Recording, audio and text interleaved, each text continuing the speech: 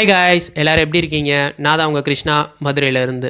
நம்ம எல்லாருக்குமே சின்ன வயசில் ஒரு ஸ்கூல் படிக்கிற டைமில் பேஷன்ற ஒன்று என்ன தெரிய ஆரம்பிக்கும்.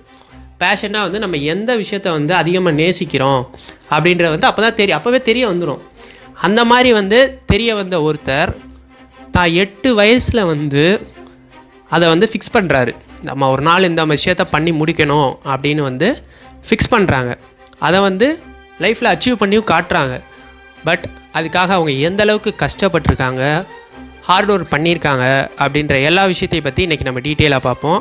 இப்போவே சொல்லிடுறேன், இது ஒரு செம மோட்டிவேஷ்னல் வீடியோ. ஓகேயா? எப்படி இந்த வீடியோ முடியும் போது உங்கள் எல்லாருக்கும் ஒரு கூஸ் பாம்ஸ் வரும். எப்படிலாம் இருந்திருக்காங்க, கிட்டத்தட்ட ஒரு படத்தில் பார்க்குற மாதிரி தான். ஸோ எல்லாம் கொஞ்சம் அப்படியே அதுக்குள்ளே அந்த விஷயத்துக்குள்ளே ரொம்ப இன்வால்வ் ஆகி பாருங்கள். இந்த வீடியோ வேறு லெவலாக இருக்கும். யாரை பற்றி பார்க்க போகிறோன்னு பார்த்தீங்கன்னா மதியழகன் சார். யார் இந்த மதியழகன் சார்? இவங்க எங்கே பிறந்தாங்க, எதுக்காக பார்க்குறோம் இவங்கள பற்றி, அப்படி லைஃப்பில் என்ன பண்ணாங்க, எல்லாத்தையும் பற்றி இப்போ நம்ம டீட்டெயிலாக பார்ப்போம். மதியழகன் சார் எங்கே பிறக்கிறாங்கன்னு பார்த்தீங்கன்னா பொன்னமராவதி பக்கத்தில் இருக்க ஒரு கிராமத்தில் பிறக்கிறாங்க.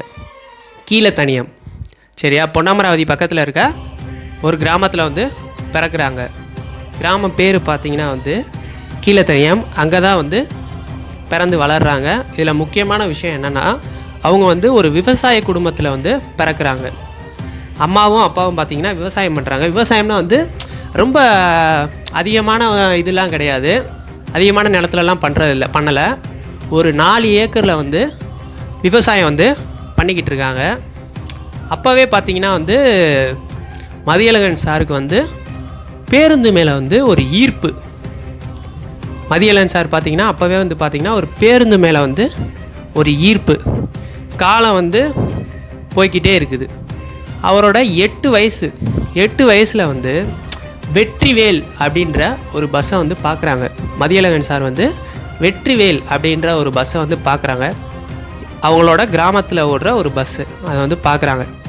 பார்த்துட்டு இப்படி நம்ம லைஃப்பில் ஒரு பஸ்ஸு வாங்கணும் அப்படின்னு ஒரு கோலை ஃபிக்ஸ் பண்ணுறாங்க. அது அவங்களுக்கு பேஷன். ஸோ இதை ஃபிக்ஸ் பண்ணுறாங்க. நம்ம என்னைக்காச்சும் இந்த பஸ், இந்த மாதிரி ஒரு பஸ்ஸு நம்ம வாங்கணும் அப்படின்னு ஃபிக்ஸ் பண்ணுறாங்க. அதை அவங்க வீட்லேயும் போய் சொல்கிறாங்க. அம்மா, நான் ஒரு பஸ் வாங்க போகிறேன், அப்பா நான் பஸ் வாங்க போகிறேன் அப்படின்னு சொல்கிறாங்க. பட் அவங்க அப்போ நினச்சிருக்க மாட்டாங்க. அவங்க அம்மாவாக இருக்கட்டும், அவங்க அப்பாவாக இருக்கட்டும், அன்னைக்கு நினச்சிருக்க மாட்டாங்க, நம்ம பையன் என்னைக்காச்சும் ஒரு நாள் ஒரு பஸ்ஸு வாங்கி ஓட்டுவான், பஸ்ஸுக்கு ஓனர் ஆவான், பஸ்ஸு அவனோட பேரில் ஓடும் அப்படின்றத அன்றைக்கி யாருமே நினச்சிருக்க மாட்டாங்க. ஏன்னா பார்த்திங்கன்னா அவங்க வயசு அப்படி. 8 வயசில் ஒருத்தர் போய் ஒரு விஷயத்த சொல்லும்போது அதை சும்மா கேஷுவலாக எடுத்துப்போம், சிரிச்சுட்டு போயிடுவோம். இப்போ நம்ம ஒரு 20 வயசு 25 வயசில் இந்த விஷயத்த சொன்னாலே நமக்கு வீட்டில் ரெஸ்பான்ஸ் எப்படி இருக்கும்னு நமக்கு தெரியும். ஸோ ஒருத்தர் 8 வயசில் இந்த விஷயம் பண்ண போகிறேன் அப்படின்ற அவங்க வீட்டில் போய் சொல்கிறாங்க. சொன்னதுக்கு அவங்க எல்லாம் அது கேஷுவலாக எடுத்துகிட்டு போயிட்டாங்க. தென் பார்த்திங்கன்னா 8th படிக்கிறப்பயே அவங்க ஆனுவல் லீவில் வேலைக்கு போக ஆரம்பிக்கிறாங்க. சும்மா பார்ட் டைம் ஜாபாக வேலைக்கு போக ஆரம்பிக்கிறாங்க. தென் பார்த்திங்கன்னா அதுக்கப்புறம் ஸ்கூலுக்கு போகிறாங்க. பட் அவங்களால கம்ப்ளீட் பண்ண முடியல. குடும்ப சூழ்நிலை அப்படி இருக்குது. குடும்ப சூழ்நிலை அப்படி இருக்குன்றதுனால அவர் ஒரு வேலைக்கு போகிற கட்டாயத்தில் வராங்க. வேலைக்கு போகிற கட்டாயத்துக்கு வராங்க. ஸோ அவங்க என்ன பண்ணுறாங்கன்னா, ஒரு 10th படித்து முடிக்கிற டைமில் கோயம்புத்தூருக்கு வேலைக்கு போகிறாங்க. என்ன வேலைக்குன்னு பார்த்தீங்கன்னா ஒரு லாட்ஜு ஹோட்டல்லாம் இருக்கும்ல, அதில் ஒரு வேலைக்கு போகிறாங்க. அங்கே கொஞ்ச நாள் வேலை பார்க்குறாங்க. தென் பார்த்திங்கன்னா அவங்களோட 19வது வயசில் வெளிநாடு போகிறாங்க. வெளிநாடுனா அவங்களுக்கு சவுதி போகிறாங்க. எல்லோரும் நினச்சிக்கிட்டு இருப்பீங்க, சவுதி போனாலே ஏதோ ஒரு பெரிய வேலைக்கு தான் போகிறாங்க அப்படின்றலாம் அர்த்தம் கிடையாது. அங்கேயே ஒரு கூலி வேலைக்கு தான் போயிருந்துருக்காங்க. ஒரு கடையில் ஒரு கூலி வேலைக்கு போயிருந்துருக்காங்க. இவ்வளோ விஷயம் நடந்துக்கிட்டே இருக்குது. பட் ஆனால் அவங்க மைண்ட்லேருந்து மாறாத ஒரே விஷயம், இடம் மாறுது, வேலை மாறுது, சுற்றி இருக்க மக்கள் மாறுறாங்க. பட் ஆனால் அவங்க மைண்டில் மாறாத ஒரே விஷயம், பேருந்து வாங்கணும், நம்ம ஒரு நாள் பஸ்ஸு வாங்கணும் அப்படின்ற ஒரு விஷயம் மட்டும் அவங்க மைண்ட்லேருந்து டெலீட் ஆகவே இல்லை. அந்தளவுக்கு ஃபிக்ஸ் பண்ணியிருக்காங்க. ஸோ சவுதியில் ஒரு கடையில் வேலைக்கு போகிறாங்க. அந்த கடையிலே ஹார்ட் ஒர்க் பண்ணி வேலை பார்க்குறாங்க. பார்த்துக்கிட்டே இருக்காங்க. பார்த்துக்கிட்டே இருந்தால் அதுலேயும் ஒரு சின்ன சக்ஸஸ் பார்க்குறாங்க. அதில் அடுத்த லெவலுக்கு போகிறாங்க. மேனேஜர் வேலைக்கு போகிறாங்க. மேனேஜர் வேலைக்கு போய் அதில் வந்து கொஞ்சம் கொஞ்சம் அந்த பஸ்ஸு இதுக்காக தன்னோட செலவு போக, வீட்டுக்கு பணம் அனுப்புறது போக, இந்த பேருந்து வாங்கணுன்றதுக்காக பணத்தை வந்து ஒதுக்கி வைக்க ஆரம்பிக்கிறாங்க. அது வந்து ஒரு சைடு போய்கிட்டு இருக்கு. தென் பார்த்தீங்கன்னா வந்து அவங்க அங்கே லீவ் விடுவாங்களே, அந்த டயத்தில் வந்து இந்தியா வரப்போ அவங்களுக்கு வந்து கல்யாணம் பண்ணி வைக்கிறாங்க. 1993 அந்த ஒரு காலகட்டத்தில் வந்து மதியழகன் சாருக்கு வந்து கல்யாணம் நடக்குது. அந்த ஒரு குடும்ப வாழ்க்கைன்றது வந்து அப்படியே போய்கிட்டு இருக்குது. தென் 1994 இவங்க ஓரளவு வந்து அங்கே தன்னோட சேர்த்து வச்ச காசு, நம்ம கஷ்டப்பட்டு உழைச்ச காசை வந்து ஓரளவு கையில் வச்சுருக்காங்க. சரின்னா ஒரு 1994 வந்து என்ன பண்ணுறாங்கன்னா, சரி இப்போவே பஸ்ஸு பார்ப்போம், ஏதாச்சும் செட் ஆகுதான்னு பார்ப்போம், நல்லா செட் ஆச்சுன்னா இப்போயே வாங்கிடுவோம் அப்படின்ற வந்து ஒரு மைண்ட் செட்டுக்கு வராங்க. அப்போ வந்து பஸ்ஸு பார்க்க ஆரம்பிக்கிறாங்க, அவங்க ஊரை சுற்றி பார்க்க ஆரம்பிக்கிறாங்க. பட் என்னென்னா அவங்களுக்கு வந்து செட் ஆகலை. பஸ்ஸு வாங்கணுன்றது கிட்டத்தட்ட ஒரு வீடு கட்டுற மாதிரி தான், அதுக்காக கஷ்டங்கள் நிறையா வரும். பட் வந்து உண்மைதான், அது வந்து கிட்டத்தட்ட வந்து ஒரு பஸ்ஸு வாங்கணுன்றது வந்து ஒரு வீடு வாங்குறதுக்கு சமம். ஒரு வீடு கட்டுறதுக்கு வந்து எந்த அளவுக்கு நம்ம கஷ்டப்படுவோம், நிறைய டிஃப்ரெண்ட்டாக பிரச்சனை வரும், டிசைனாக ப்ராப்ளம் வரும். ஸோ அது மாதிரி தான் வந்து ஒரு பஸ்ஸு வாங்குறதுக்கும், பஸ்ஸு ஒன்ஸ் வாங்கிட்டோம்னா அடுத்து வாங்குறது பிரச்சனை இல்லை. பட் மொதல் பஸ்ஸு வந்து ஒன்று வாங்குகிறோம்ல, அதுக்காக வந்து பார்த்திங்கன்னா படுற கஷ்டங்கள் வந்து நிறையா இருக்கும். ஸோ அந்த மாதிரி தான் அவங்களுக்கு வருது. ஃபஸ்ட் டைம் வந்து செட் ஆகலை. 1994 வந்து பஸ்ஸு பார்க்குறாங்க, செட் ஆகலை.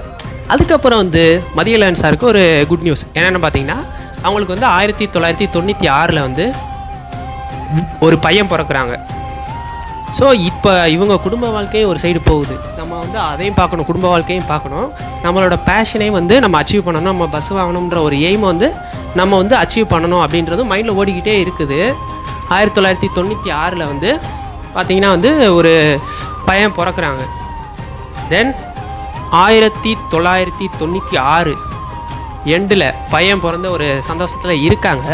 அதே போய்கிட்டு இருக்குது, அந்த ஒரு காலம் போய்கிட்டு இருக்கப்பே 1996 அவங்க இவ்வளோ நாள் விடாமுயற்சி பண்ணியிருக்காங்க, தன்னோட பேஷனை வந்து விடாமல் தேடிக்கிட்டே இருந்திருக்காங்க. எவ்வளோ கஷ்டம் வந்தாலும் நம்ம வாங்கியே தீரணும் அப்படின்ற ஒரு மைண்ட் செட்டில் எவ்வளோ கஷ்டப்பட்டாங்க.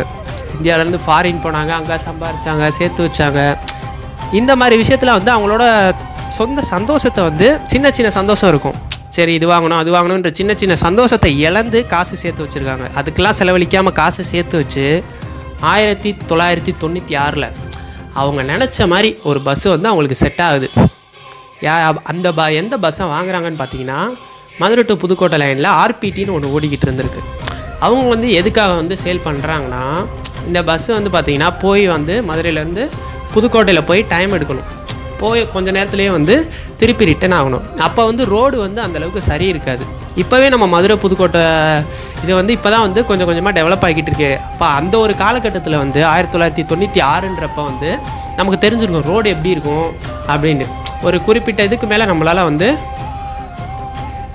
விரைவாக வந்து போக முடியாது. ஸோ அதுக்காக வந்து ஆர்பிடியில் வந்து அந்த ஒரு பஸ்ஸை வந்து விற்கிறதா வந்து சொல்கிறாங்க. இவங்களுக்கு வந்து ரொம்ப பிடிச்சி போச்சு, நமக்கு ஏற்ற மாதிரி ஒரு பஸ்ஸு, நம்ம ஊருக்கு வர ஒரு பஸ்ஸு, புதுக்கோட்டை சைடு அந்த பொன்னமராவதி அதாவது அந்த ஒரு சைடுக்கு வர பஸ்ஸு. ஸோ நம்ம எப்படியாச்சும் வாங்கணும் அப்படின்றதுக்காக அந்த பஸ்ஸை வந்து வாங்குகிறாங்க. பஸ்ஸு வாங்கினாலுமே கூட அதுக்கப்புறம் வந்து இவங்க வந்து மதியழகன் சார் வந்து வேலைக்கு போயிடுறாங்க மறுபடியும். பஸ்ஸு வந்து ஒரு பேஷன்.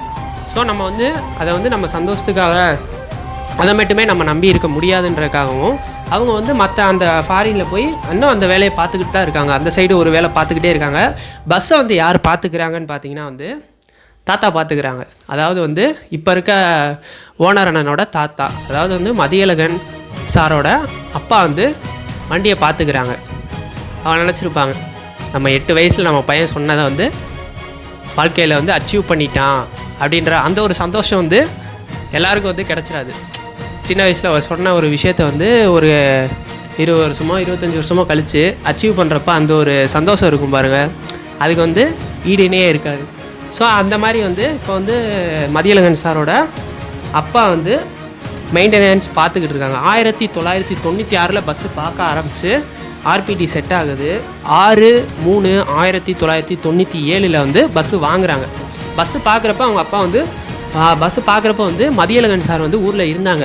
பட் பஸ்ஸு வந்து வாங்குறப்ப வந்து சார் வந்து பார்த்திங்கன்னா வந்து ஃபாரினில் தான் இருந்திருக்காங்க. ஸோ வந்து எல்லா மெயின்டெனன்ஸும் பார்த்திங்கன்னா வந்து மதியழகன் சாரோட அப்பா தான் பார்த்துருக்காங்க. தென் பார்த்திங்கன்னா வந்து 1997 கடைசியில் வந்து அந்த புது வண்டி போடுறாங்க. அந்த ரூட் வாங்கினாங்களே அதுக்கு வந்து புது வண்டி போடுறாங்க. லைலாண்டில் சேஸ் எடுத்து டிவிஎனில் பாடி கட்டி டிவிஎனில் வந்து பாடி கட்டி ஒரு புது வண்டி இறக்குறாங்க லைனுக்கு. அந்த வண்டியோட ரிஜிஸ்டர் நம்பர் பார்த்தீங்கன்னா TN 55B6777. இது வந்து நம்ம எத்தனை பஸ்ஸு வாங்கினாலும் சரி, நம்ம எவ்வளோ பஸ்ஸை விற்றுட்டு அடுத்த பஸ்ஸு வாங்கினாலும் சரி, நம்ம வாங்குகிற பஸ்ஸு என்றைக்குமே வந்து ஸ்பெஷலாக தான் இருக்கும். ஸோ அதோட ஒரு விஷயமும் வந்து நமக்கு நல்லா மைண்டில் ஃபிக்ஸ் ஆகிருக்கும். ஏன்னா பார்த்து எல்லா விஷயமும் பண்ணியிருப்போம். ஸோ அப்படி தான் அந்த ஒரு ரிஜிஸ்டர் நம்பராக இருக்கட்டும், அவங்க கட்டின பாடியாக இருக்கட்டும், எல்லாமே வந்து அவங்களுக்கு வந்து இன்ன வரைக்கும் நினைவில் இருக்குன்னா அதை வந்து அவங்களோட ஒரு அங்கமாக்கிட்டாங்க. தென் பார்த்திங்கன்னா வந்து இவ்வளோ விஷயம் நடக்குது. இவங்க வந்து ஒரு அக்ரிகல்ச்சர் ஃபேமிலியிலேருந்து வந்திருக்காங்க. ஸோ இவ்வளோ விஷயம் நடக்குது. இப்போ வந்து ஓரளவு செட்டில் ஆகிட்டாங்க. ஸோ வந்து அக்ரிகல்ச்சரை விட்டுட்டாங்களா அப்படின்ற ஒரு கொஸ்டின் மார்க் வரும். பட் அதுதான் இல்லை. எல்லாத்துக்குமே மூலதனம்னு பார்த்தீங்கன்னா அந்த ஒரு விஷயந்தான். அதை வந்து இன்னும் வரைக்கும் வந்து பண்ணிக்கிட்டு இருக்காங்க. அவங்க என்ன தான் வந்து ஒரு பஸ் வச்சுருந்தாலும் இன்ன வரைக்கும் அந்த வயலில் இறங்கி வேலை பார்த்துட்டு தான் இருக்காங்க. ஸோ நம்ம எல்லாருக்கும் வந்து நிறைய பேருக்கு வந்து நினச்சிக்கிட்டு இருப்பீங்க, ஒரு ஜெய்ஜாண்டிக்காக ஒரு பஸ்ஸு போகுது, பெருசாக ஒரு பஸ்ஸு ரோட்டில் போகுதுன்னா ஸோ ஓனர்லாம் வந்து பெரிய ஆளுங்களாக இருப்பாங்க, காரில் தான் வருவாங்க, காரில் தான் போவாங்க. ஸோ வந்து அவங்களாம் பணக்காரங்களாக இருப்பாங்கன்ற ஒரு மைண்ட் செட் வந்து நிறைய பேருக்கு இருக்குது. பட் அப்படி இருந்தாலுமே கூட அவங்க ஆரம்பித்த இடம் எங்கன்னு பார்த்தீங்கன்னா நம்ம இன்றைக்கி இருக்கிறத விட கீழ். நம்மளாச்சும் இப்போ கொஞ்சம் வெல் செட்டில்டாக அடுத்த வேளை சாப்பாடு இருக்குன்ற ஒரு நிலைமையிலையாச்சும் இருக்கும். பட் அவங்க வந்த பாதைன்னு பார்த்தீங்கன்னா வந்து அதை விட மோசமாக இருந்திருக்கும். அதை வந்து யாரும் நினச்சி பார்க்குறது கிடையாது. இன்றைக்கி வந்து இந்த நிலைமையில இருக்காங்கன்னா பட் அதுக்கு பின்னாடி அவங்க படுற கஷ்டம், இந்த அளவுக்கு வந்து சக்ஸஸ் பண்ணியிருக்காங்கன்னா அதுக்கு அவங்க எந்த அளவுக்கு ஹார்ட் ஒர்க் பண்ணியிருப்பாங்க. இப்படி நம்ம ஒருத்தரோட கதையை திரும்பி பார்த்தோம்னா நம்ம யாரையுமே சொல்ல மாட்டோம், ஈஸியாக வந்துட்டாங்கப்பா அவங்களுக்கு என்ன காசு இருக்குது அப்படின்ற மாதிரிலாம் நம்ம யாரையும் சொல்ல மாட்டோம். ஏன்னா வந்து எவ்வளோ கஷ்டப்பட்டு வந்திருக்காங்கன்னு பாருங்கள். ஒரு விவசாய குடும்பத்தில் ஒருத்தர் பிறந்து இன்றைக்கி ஒரு பேருந்து வாங்கி சக்ஸஸ்ஃபுல்லாக ரன் பண்ணுறாங்கன்னா அதுக்கு வந்து எவ்வளோ உழைச்சிருப்பாங்க, எவ்வளோ ஹார்ட் ஒர்க் பண்ணியிருப்பாங்க நம்ம யோசித்து பார்ப்போம். ஏன்னா வந்து இந்த மாதிரி விஷயங்கள்லாம் கேட்கும்போது தான் வந்து நம்மளாலேயும் முடியும் அப்படின்ற ஒரு தாட் வந்து நமக்கு வரும். ஸோ அப்புறம் பார்த்திங்கன்னா வந்து அக்ரிகல்ச்சர் வந்து இன்னும் பண்ணிக்கிட்டு தான் இருக்காங்க.